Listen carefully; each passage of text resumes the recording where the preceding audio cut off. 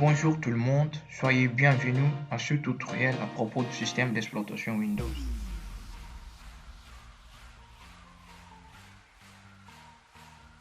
Voilà le plan qu'on va suivre.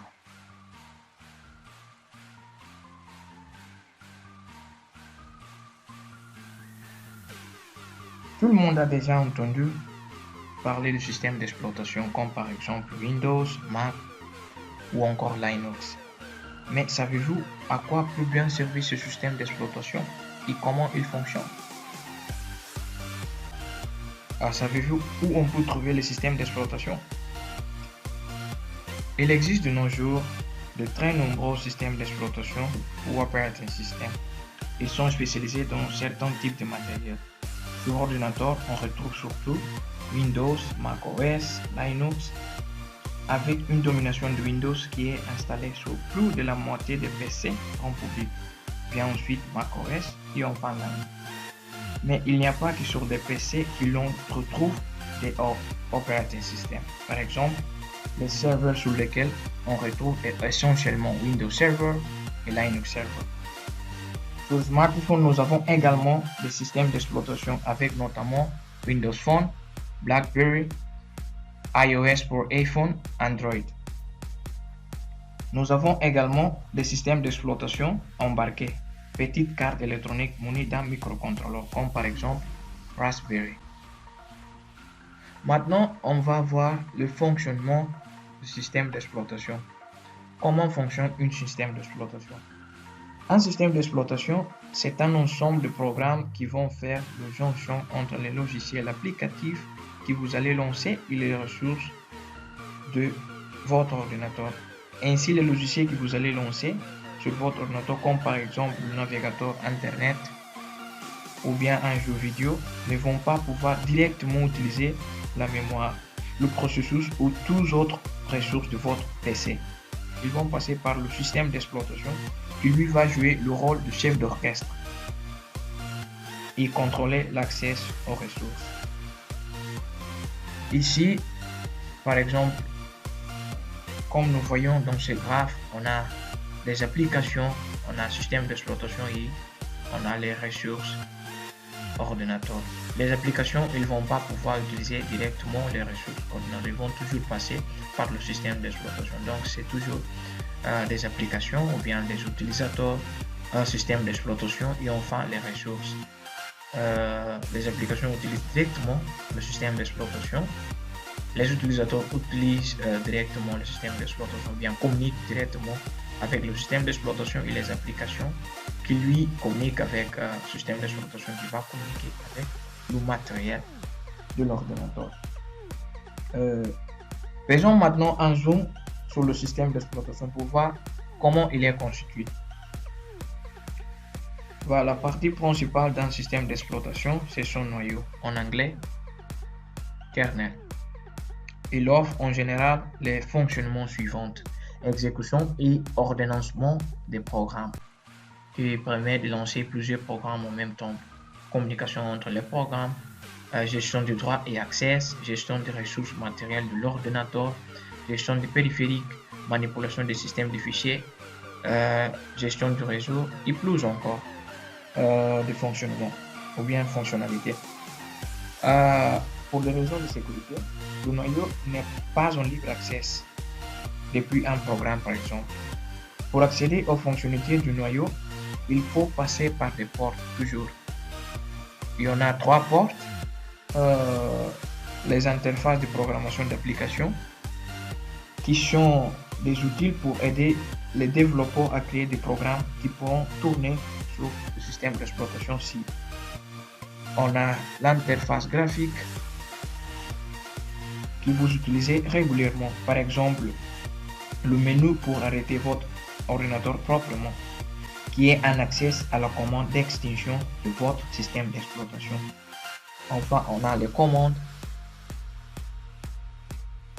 qui permet aux utilisateurs avancés d'interagir avec le système d'exploitation via un terminal. Dans ce terminal, vous pouvez écrire des commandes et avoir en retour les résultats. Par exemple, la commande shutdown qui permet d'envoyer une demande à le système d'exploitation d'attendre l'ordinateur. Maintenant, on va voir comment démarrer un PC avec n'importe quel système d'exploitation. Vous avez sûrement remarqué que lorsque vous lancez votre ordinateur, il y a d'autres choses qui s'affichent avant d'arriver sur votre système d'exploitation. Voici la procédure de démarrage de votre ordinateur. Vous appuyez sur le bouton Power.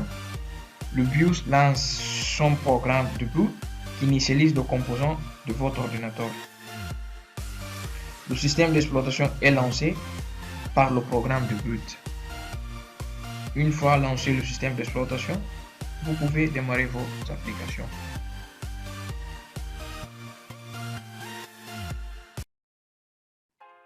Depuis son lancement, Microsoft Windows se retrouva sur la plupart des ordinateurs du bureau et des ordinateurs portables.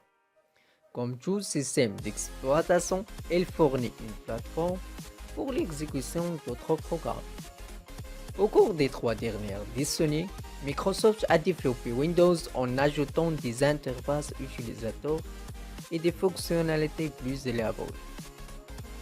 Ainsi, l'ordinateur sur lequel il fonctionne devient plus puissant et plus facile à utiliser. Découvre plus sur cet OS. Windows est un système d'exploitation graphique développé et publié par Microsoft, fondé par Bill Gates et Paul Allen. Elle permet de stocker des fichiers, d'exécuter des logiciels, de jouer à des jeux, de regarder des vidéos et de se connecter à Internet. En outre, elle utilise l'interface utilisateur graphique pour interagir avec les utilisateurs. Windows prend en charge la quasi-totalité des plateformes informatiques ARM, ARM64, x86-64 et A32. Pourquoi? Parce qu'il s'agit du système d'exploitation le plus usagé et qu'il capte 90% de la partie du marché total des ordinateurs personnels. Les systèmes d'exploitation servent de plateforme sous-jacente qui connecte le matériel informatique et les logiciels. En outre, elles fournissent aux utilisateurs l'interface graphique à travers laquelle ils émettent des commandes et effectuent des tâches sur des appareils électroniques. Des milliers d'individus utilisent régulièrement ces appareils et leurs systèmes d'exploitation.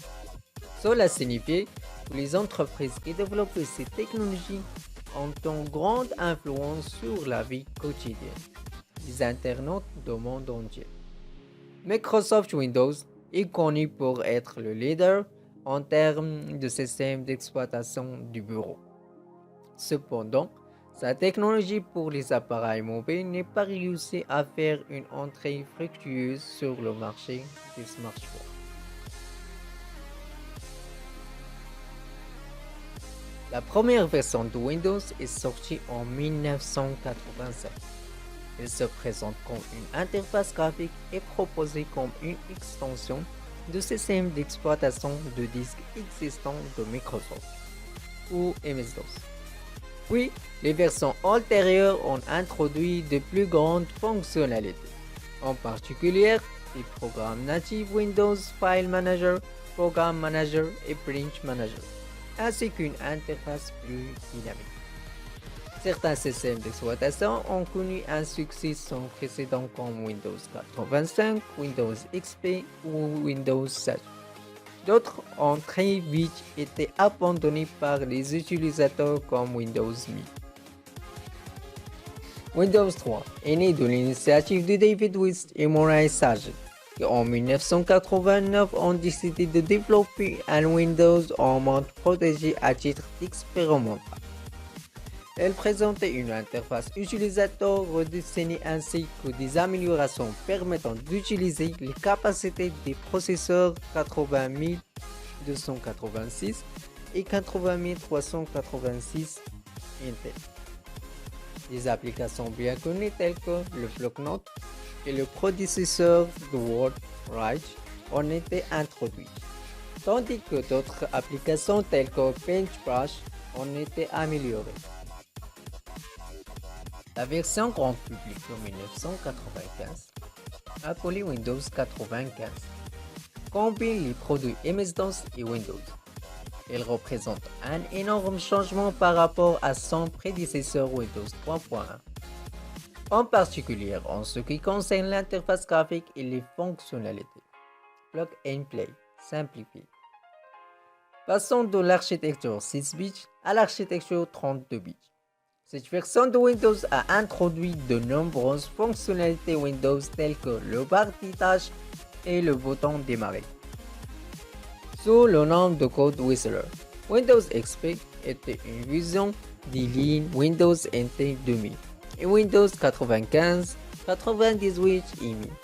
À l'origine, Whistler était constitué de deux projets distincts, portant les noms de code Neptune et Odyssey. En 2001, de Windows XP, Microsoft a réuni ces divers packages Windows sur une même bannière. Cette dernière propose plusieurs éditions pour les consommateurs, les entreprises, les développeurs multimédia et d'autres. En plus, il offre une interface plus pratique et une gestion améliorée des applications et de la mémoire. En fin 2006, Windows Vista a remplacé Norm XP. L'objectif principal de Microsoft avec l'enfant, le nombre de comptes de Vista, était améliorer la sécurité. Cette version a connu un déploiement difficile en raison des restrictions relatives à la copie du support numérique. Son temps de démarrer plus long et s'exigeant système élevé. Pour répondre au taux d'adoption des serveurs de Vista, Microsoft a publié en 2009 Windows 7, un système d'exploitation dont l'interface était similaire à celle de Vista. Cette version connaît un franc succès auprès des consommateurs, tant le grand public que les entreprises. Ainsi, plus de 100 millions de licences sont vendues en 6 mois. Windows 8 a été annoncé en 2011, arrivant sur le marché au 26 octobre 2012. Microsoft a introduit des changements majeurs dans l'interface afin d'améliorer l'expérience utilisateur sur les tablettes. En fait, cette version offre un écran de démarrage avec la possibilité de synchroniser les paramètres. De plus, ces démarrages permettent de se connecter à une autre machine Windows 8 et utiliser leurs paramètres périphériques. En 2015, Microsoft a publié Windows 10, fourni avec Cortana et le navigateur web Microsoft Edge, qui a remplacé Internet Explorer. Elle succédait à Windows 8.1 tout en gardant un design graphique métro par rapport à son prédécesseur. La différence réside dans le retour du menu démarrer. Windows 11 est le dernier système d'exploitation de Microsoft qui succède à Windows 10. Nouveauté de l'OS. Design, installation, voici tout ce qu'il faut savoir sur Windows 11. Windows 11 marque un vrai changement de génération pour Windows et de nombreux changements sont prévus pour le système. Nous avons réuni ici les nouveautés les plus importantes et significatives. Windows 11 propose une nouvelle interface basée sur le design langage Cloud Design. L'expérience de système a été complètement revue. Les animations sont plus fluides, les sons système ont changé pour être plus doux et les coins des fenêtres sont arrondis. Windows élimine de nombreux éléments d'interface datant de Windows 8 et Windows 10. Microsoft au centre de ce changement. Le nouveau menu démarrer qui dit adieu au tweet dynamique et que se trouve au centre de la barre des tâches. Elle reste possible dans les options de remettre le menu en bas à gauche, la possession qu'ils connaissent depuis ses débuts. Le jeu vidéo a pris beaucoup d'importance chez Microsoft. En quelques années, l'abonnement Xbox Game Pass est en centre de cette nouvelle stratégie et Windows 11 propose aux joueuses et joueurs de s'abonner au service PC Game Pass, le bucket de jeux pour les PC. L'application Expose sera installée par défaut sur le système. Cette application va également permettre de jouer au jeu depuis n'importe quel PC, en streaming grâce au cloud gaming. Plus besoin de télécharger des dizaines de gigaoctets ou d'utiliser une machine de guerre pour jouer. L'étude des dernières données montre qu'il y a plus de 1,3 milliard d'utilisateurs activés de Windows 10. Depuis 2009, les ventes d'unités de la version 7 et 8 sont supérieures à l'ensemble de la population européenne. Au départ, Bill Gates avait prévu de donner le nom d'interface manager à Windows et afin de familiariser les utilisateurs avec le système d'entrée plus connu à l'époque de Windows. Étude. Windows de Microsoft représente le système d'exploitation informatique le plus utilisé dans le monde. En effet, il occupe 98-94% du marché des systèmes d'exploitation pour ordinateurs du bureau. Tablette et console en février 2021, macOS et iOS d'Apple se classent en deuxième position des systèmes d'exploitation les plus utilisés. Ce dernier étant l'installation standard sur tous les appareils iPad. Les versions de système d'exploitation Linux représentent la principale option pour les utilisateurs qui préfèrent les logiciels Linux. Maintenant, nous allons voir comment installer le système d'exploitation Windows. Pour cela, nous allons utiliser un logiciel qui s'appelle Oracle VirtualBox. C'est un outil open source qui vous permet de tourner un système d'exploitation sur un autre. Par exemple, Linux sur Windows ou bien Windows sur Linux et vice versa. Également, on a VMware qui est un outil aussi de virtualisation, mais pour notre cas, on va utiliser Oracle VirtualBox. Alors, nous allons télécharger Oracle VirtualBox. On va utiliser le navigateur. On va chercher Oracle VirtualBox.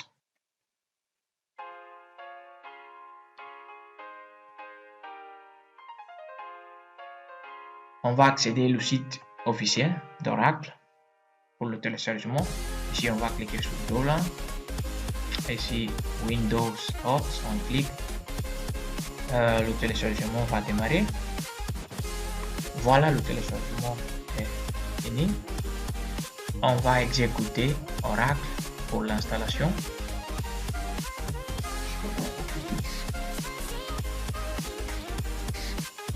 Après avoir installé Oracle VirtualBox, on va également installer le fichier ISO pour l'installation du système. On va taper ici Windows 10 ISO.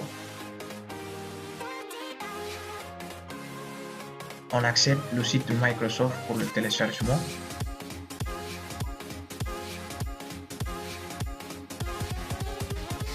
On va cliquer sur Windows.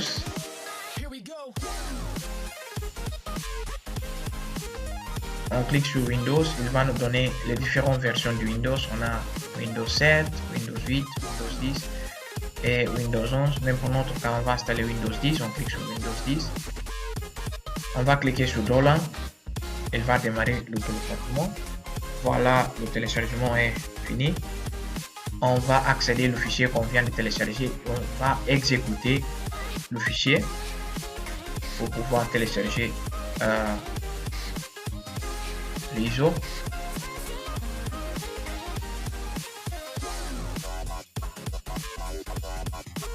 Voilà, il est en train de préparer certains éléments pour l'installation. Voilà, ici on va accepter.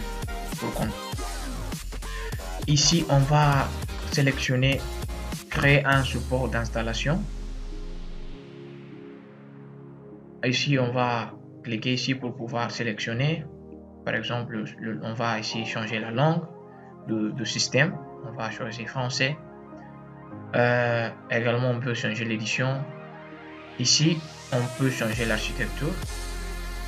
Moi j'utilise 64 bits. Suivante. Ici je vais sélectionner fichier ISO. Je clique suivante. Voilà.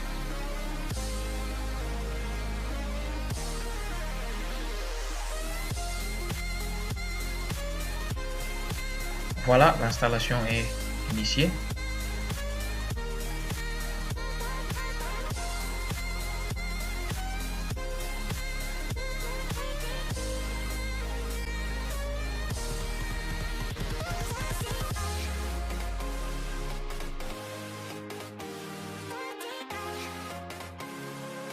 Ici, il va prendre quelques minutes pour télécharger le fichier. Moi, j'ai déjà téléchargé le fichier, alors je vais couper la vidéo. Voilà le fichier ISO. Maintenant, nous allons ouvrir VirtualBox pour créer une nouvelle machine virtuelle. Si on va nouvelle, on va donner le nom de la machine. Si je donne Windows 10. Ici, on va choisir le répertoire où on veut installer le système. Moi, je vais choisir d'installer ici. Je sélectionne. Ici, je choisis le type de système, Microsoft Windows, l'architecture 64 bits. Je clique sur suivante. Ici, on va donner la taille de la mémoire RAM. Moi, je donne 4 Go. Ici, on va créer un disque dur. On clique suivante. Ici, on va sélectionner la taille du disque. Moi, je donne 30 Go. Je crée. Maintenant, je vais faire la configuration de mon machine. Ici, sur le système. Le processeur, je peux augmenter ou bien non.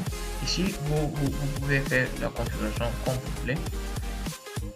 Moi, je ne vais pas changer beaucoup de choses. Clique sur OK. Et maintenant, je vais démarrer mon système. Voilà, ici, je vais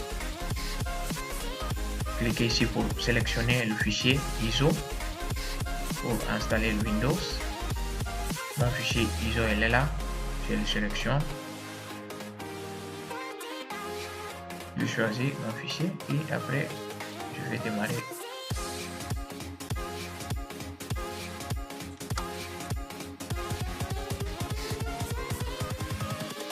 Voilà, ici on va choisir la langue d'installation. Moi je vais installer en français, le format français, et vous pouvez changer. Moi je vais laisser comme ça. Je clique sur suivante, installer maintenant.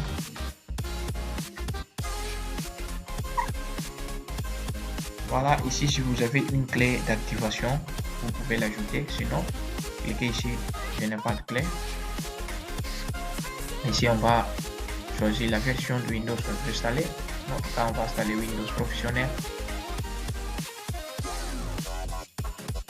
Personnalisé. Ici on va cliquer sur nouveau pour créer des partitions. Cliquez. OK. Voilà, il a créé des partitions. On va à la suivante.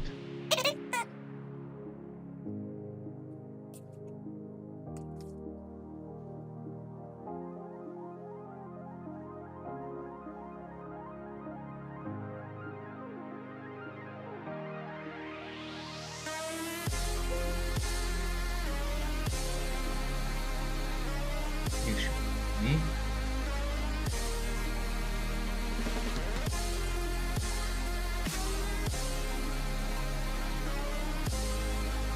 Un peu ici, cliquer sur l'écran, mode plein écran pour faciliter.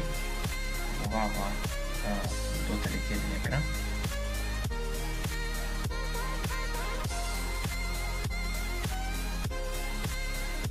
On clique sur oui.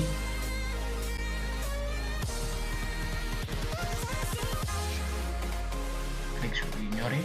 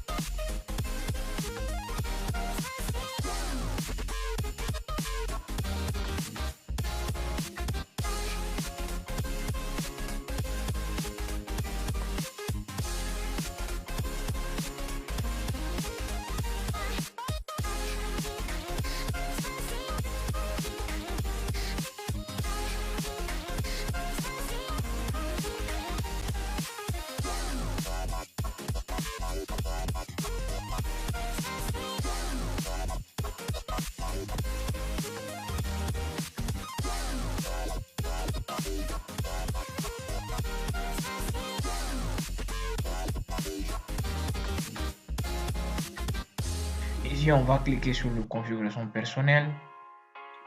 Ici, on clique sur suivante. Ici, il nous a demandé notre compte Microsoft.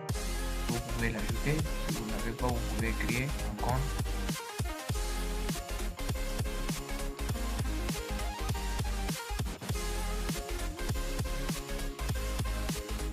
Ici, on va créer un code. Comme tout système, il nous donne la possibilité de créer un code lorsqu'on vient d'installer le code confidentiel. Ici, on va entrer notre code confidentiel.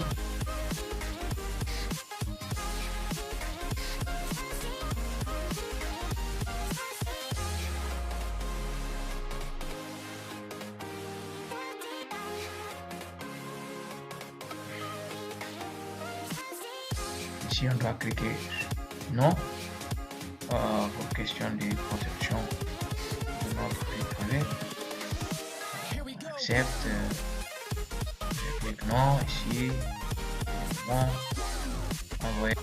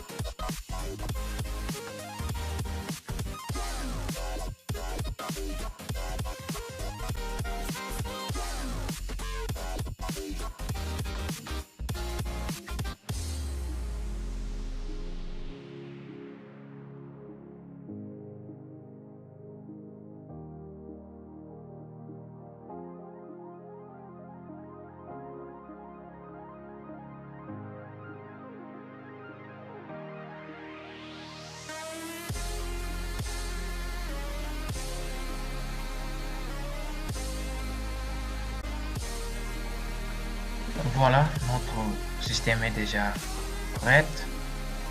Comme nous voyons ici, si on clique par exemple écran plein, on va voir que la résolution d'écran n'est pas correcte. L'écran n'est pas ajusté. Donc, on va retourner pour régler ce problème.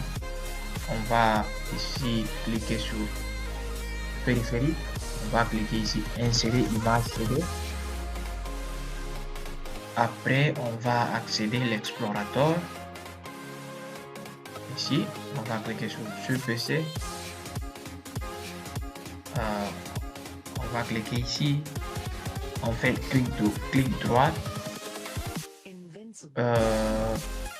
Ouvrir dans une nouvelle fenêtre.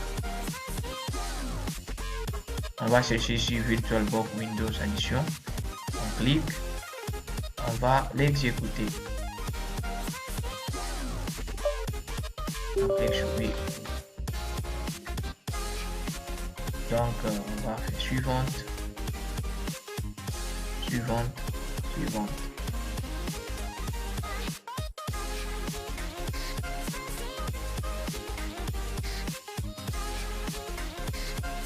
On va cliquer installer.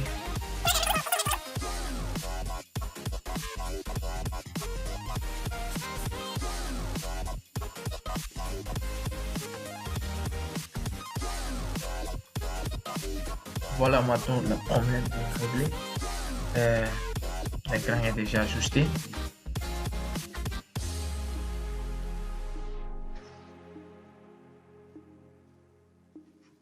Voilà, ici, comme tout autre système d'exploitation, lorsque vous venez de l'installer, la première chose, c'est accéder aux paramètres pour voir les mises à jour. Ici, on va accéder aux mises à jour.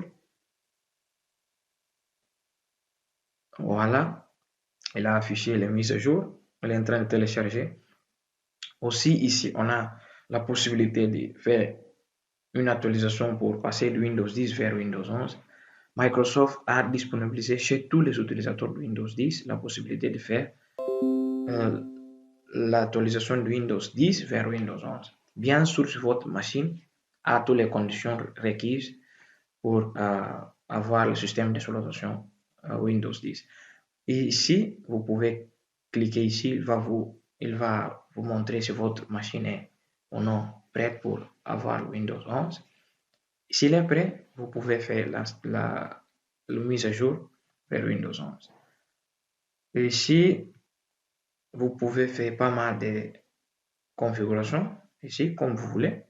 Par exemple, l'affichage, modificateur d'alimentation, arrière-plan, écran de verrouillage, couleur, plein de choses comme vous voulez.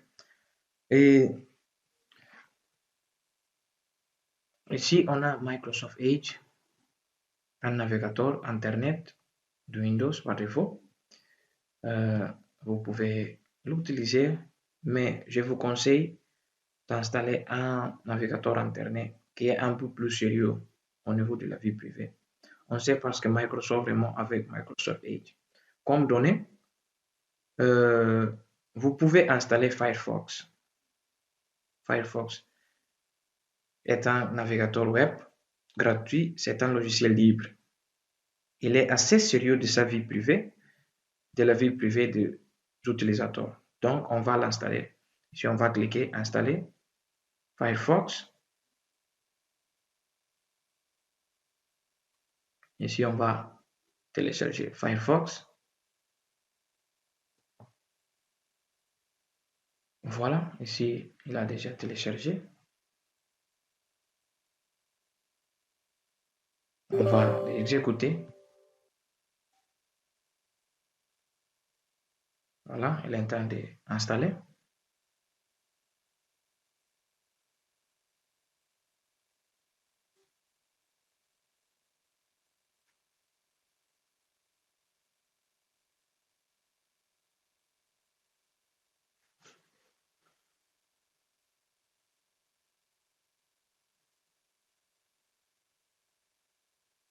Voilà, Firefox est déjà installé. On va l'accéder.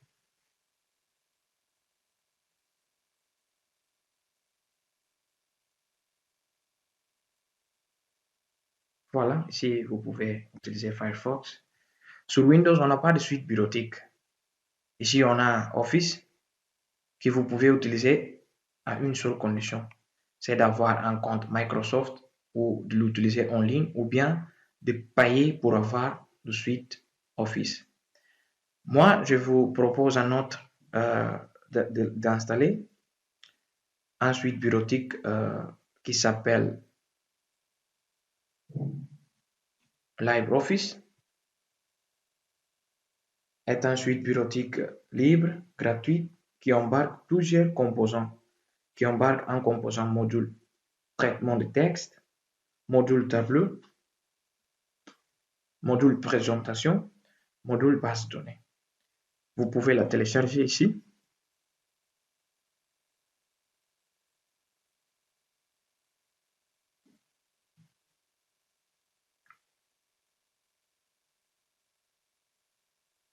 Voilà, elle est en train de télécharger. Le téléchargement est déjà fini. On va exécuter LibreOffice.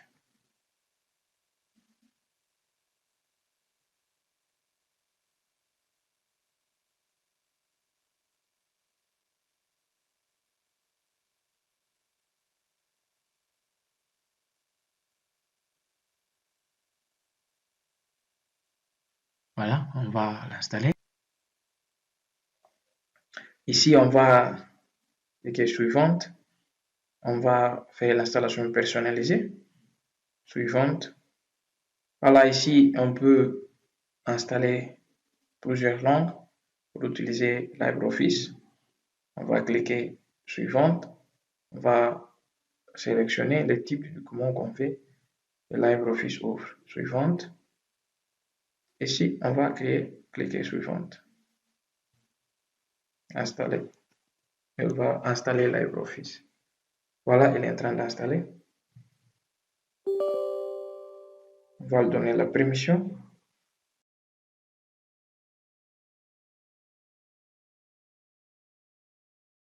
Maintenant, on va ouvrir notre LibreOffice.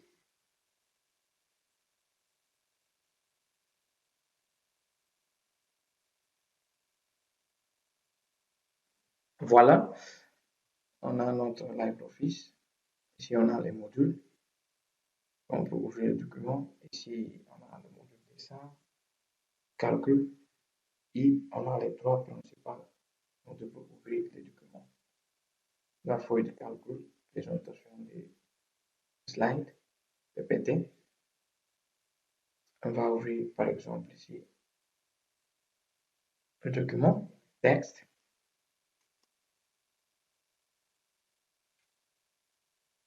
Voilà, ici, on peut créer notre texte, éditer, sauvegarder, qu'est-ce qu'on veut créer. On peut également la feuille de calcul. On peut créer le calcul, faire tout ce qu'on voulait avec LibreOffice, enregistrer et utiliser après. Ici, on a le module présentation. Voilà, on peut créer des slides, tout ce qu'on veut avec LibreOffice. Il offre beaucoup de ressources très importantes pour notre carrière étudiantine. Beaucoup d'autres choses. Voilà. Voilà pour télécharger vos applications. Vous pouvez accéder à Microsoft Store pour télécharger des applications ici. Donc, il y a plein de apps ici que vous pouvez télécharger. Il suffit juste de cliquer sur l'app.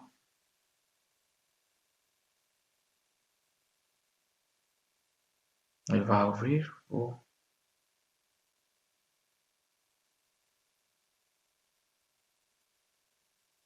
ici, il va vous donner l'option d'installer. Ou bien on peut venir ici, la barre de recherche, on va écrire le nom d'une application qu'on veut. Par exemple, Spotify.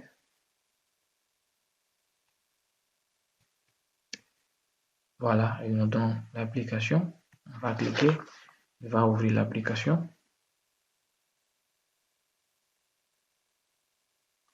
Voilà, ici on peut installer l'application.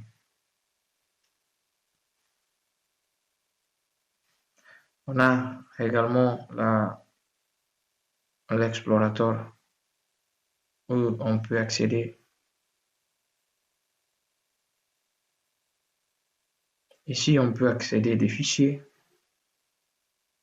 sur notre ordinateur directement ici, ou bien on peut utiliser l'explorateur pour accéder à nos fichiers.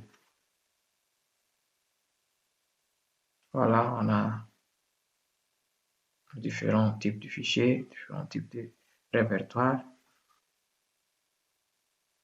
Ici, on a notre racine. Voilà, on peut créer des fichiers. Dans vos fichiers, ici, fichier texte. Voilà, on donne le nom.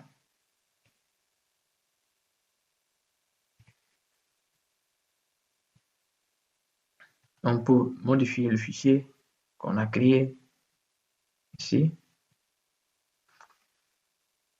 On peut le modifier, on peut l'éditer. On peut également le supprimer. Voilà, le fichier est supprimé. Il est dans le répertoire Corbeil. On peut accéder aux fichiers qui viennent d'être supprimés. Si on veut le restaurer, On peut cliquer. Voilà. Elle va restaurer notre fichier. Il est là. On peut accéder à plein de choses. Voilà, j'espère que cette vidéo, il vous aura plu. Et moi, je vous dis à bientôt. Si vous avez des questions ou des remarques, vous pouvez les laisser dans les commentaires. Merci pour votre attention.